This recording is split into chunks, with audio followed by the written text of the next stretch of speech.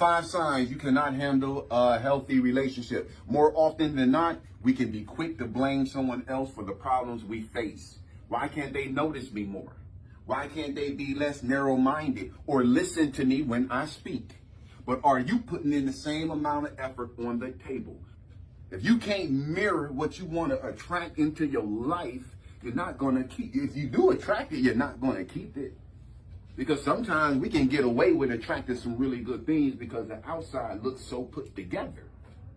But the outside is what attracts people. The inside is what keeps a relationship. Ooh, that's deep right there. Can you be just as attentive as your partner? The thing about relationships is you don't just learn how to love somebody.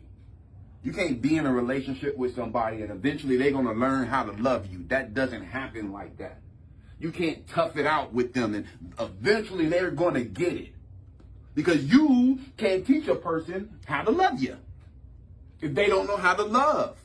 Get with them and now they got to learn how to love you. You need to know how to do that before I get with you.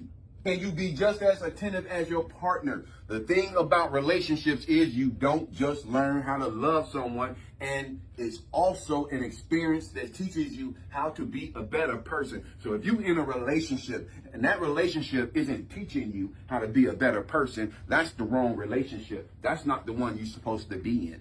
And women can teach you how to be a better person. If your woman ain't teaching you how to be a better person, and you ain't teaching her how to be a better person, but if you're not in the right mindset, sometimes it's worth postponing and working on yourself first. Because if you're not in the right mind frame, you shouldn't be out there trying to be in relationships anyway. 5 signs you cannot handle a healthy relationship. Let me go back to this real quick one more time. Because a lot of times, man, we be sitting around saying, I need a good person in my life. I need a good person in my life. But are you a good person? 5 signs you cannot handle a healthy relationship. Number 1, you put yourself first before anybody else. That's cool when you by yourself, but when you're in a relationship, it's a relationship. It's healthy when you prioritize your health and your well-being. There is a difference between finding balance and just being downright selfish. Selfish lovers often suffer from feeling inadequate, which means people who are selfish in their relationships oftentimes don't feel like they're good enough. So when they show love to someone, even if it's just a little bit of love, check this out. So when they do show love to someone, even when it's just a little bit of love, they start to worry that it'll all be gone eventually. So once they start investing, even if they start acting right a little bit, they're going to pull right back. Because why am I doing that? Because they just going to leave me anyway. That's inadequate thinking. You're thinking about yourself in those terms. I'm not good enough to be in a relationship. You're not saying that to yourself. But subconsciously, that's how you feel. You sabotaging your own relationship. They're going to leave me anyway. If you're thinking like that and you're in a relationship, you're supposed to be building something with somebody, they're going to leave me anyway. You see how that can be destructive?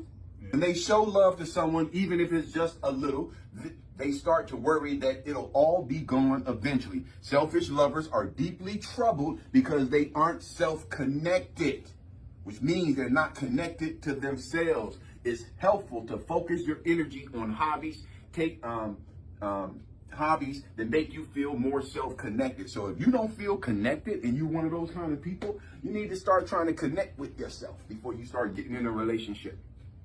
Figuring out who you are. So these are some of the activities that help you feel more connected to yourself. Jogging or walking, because then you're able to think and clear your head.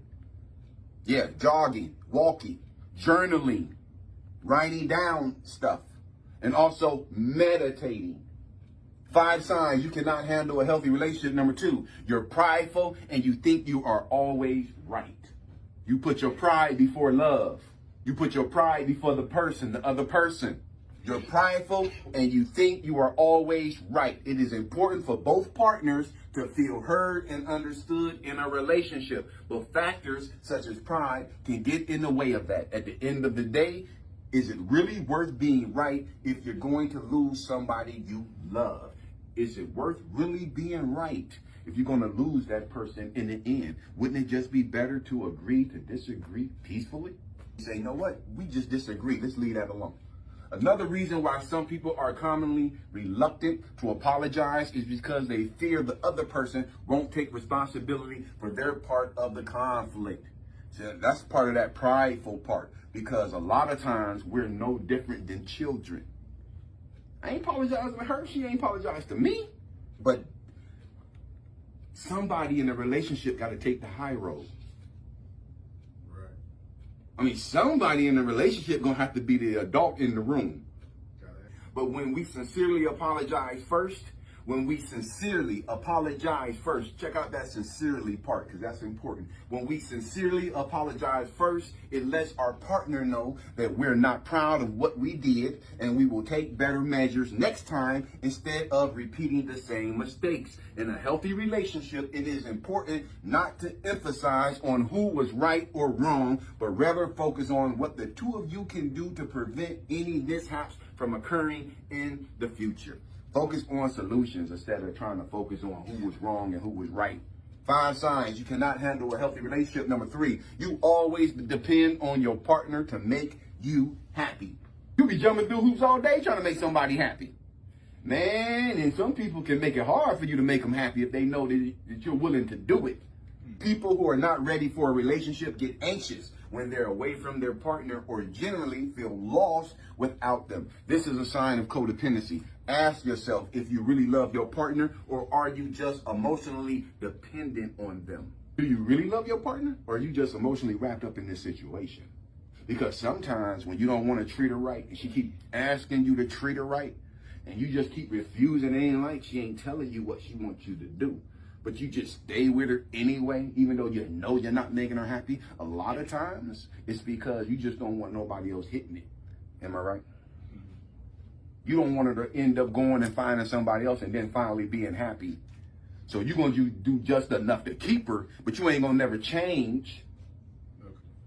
Do you really love the person, or are you emotionally wrapped up into the person? Because if you love them, you'll change for them. I'm not saying change you as a person. But if I'm always silent, and I've been silent for years, and I'm in this relationship with you, and you need me to express myself to you, because that's important to you, to know what's going on with me and to know that I'm all right, and I keep refusing to open up to you, then that's a problem. That's a problem. That don't mean you need to change. That means there's something that you do. For whatever reason, go to a therapist and figure out why you do it, but you're doing it for whatever reason. And if it's a wedge in between your relationship, you should be willing to remove the wedge. Love is about appreciation and not possession. All right, so codependency is often rooted in our unmet childhood needs.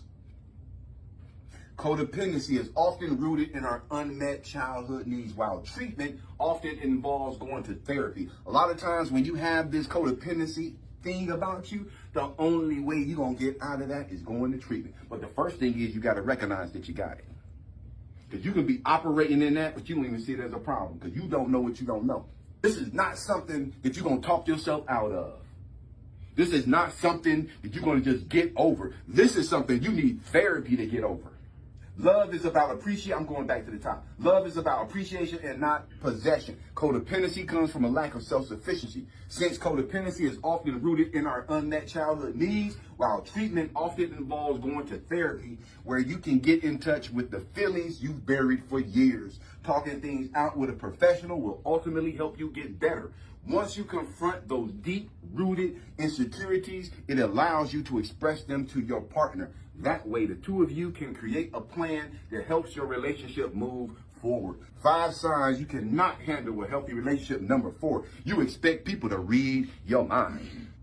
And don't nobody read your mind. And a lot of times when you think that people are supposed to read your mind, you be acting out passive aggressive. Poking your lip out because you're mad, because ain't nobody acknowledging that the fact that you're mad, because don't nobody know that you're mad because you ain't told nobody. Communication is an essential part of making relationships work. If you're passive aggressive and chose not to tell your partner what's upsetting you in fear of creating conflict, or to test if they care about you. Is it really fair to be mad at the other person when they don't even have a clue? Strengthen your communication skills. Avoid attaching blame when you make your I statements. I statements when you're talking to somebody is like, say if I got an issue with you. If I got an issue with you, I need to be using I statements. I don't like what you said yesterday. I don't like what you did. I didn't feel comfortable when you was doing this. I felt anxiety because of this. Those are all I statements. That's better than saying, hey, you know, half the people in the building don't like you. Hey, you know, Steve was saying that, you know, you talk too much. You need to use I statements and speak for yourself. If you have a conflict with somebody, let them know how you feel. Don't drag other people into it to add weight to your argument. To strengthen your communication skills, avoid attaching blame when you make your I statements. Instead of saying, because a lot of times we attach blame when we're talking to our significant other, and that's what leads to them feeling bruised or hurt by our words, or they might feel like we're attacking them. So instead of saying, I'm upset because you never helped me with the bills, I'm upset because you never helped me with the bills. I'm exhausted. You see where I'm going? I'm exhausted and would appreciate it if you could help me with the bills. That way you can still let them know what you want without pointing fingers, which can often cause your partner to become defensive. 5 signs you cannot handle a healthy relationship. And the final one, number 5, you have commitment issues. We talked about that yesterday. You got commitment issues, you don't need to be trying to be in a relationship. Unless you hook up with somebody who wants the same thing that you want. Right? All right, so you have commitment issues. All right, so relationship anxiety doesn't mean you never want to establish a long-term connection. Relationship anxiety, which we talked about up here, commitment phobia. Relationship anxiety is when you have a fear of relationships. Relationship anxiety doesn't mean you never want to establish a long-term connection with someone, but your anxieties get in the way. These people, they want to have a long-term relationship, but their anxiety kicks in.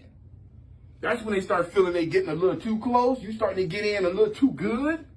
Because oftentimes when we're cynical about relationships, we expect it to fail anyway. And we're not investing nothing in it. We're not committing to it. But here it is 2 months later and they still hanging around. You're like, what the heck?